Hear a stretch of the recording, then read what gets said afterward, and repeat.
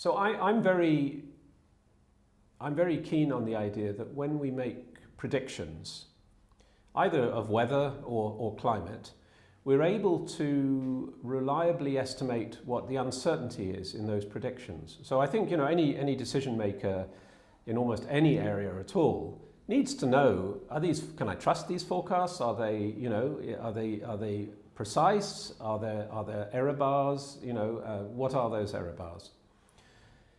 The problem at the moment is that climate models are formulated in what's called deterministic mode, which means that you run them again, they give the same answer. You run them again, they give the same answer. They won't tell you what the uncertainty in the prediction is.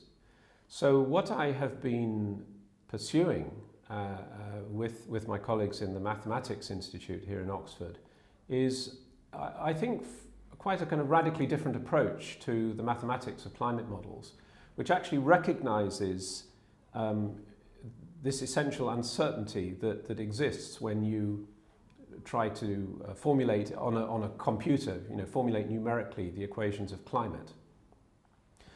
And what that means is basically that we have developed what's called a stochastic mathematics. So if you run your model once, you get an answer. If you run the model again, you will not get the same answer. You get a slightly different answer. And you run the model a third time, you get yet a third answer. And by running the model multiple times, you build up a kind of probability distribution. So we have to start representing, the uncertainty in the small scale parts, the small cloud systems. And what we're doing here is developing this type of stochastic mathematics. So I think what this will do will enable the decision makers to actually have properly quantified estimates of reliability and uncertainty.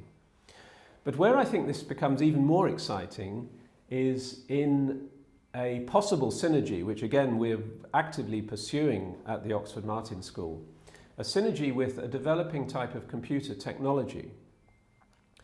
So computers historically have been what they call bit reproducible. So again, if you do a calculation, you get a number, you do the calculation again, you get exactly the same number. Even to the zillionth decimal place, it will be absolutely identical.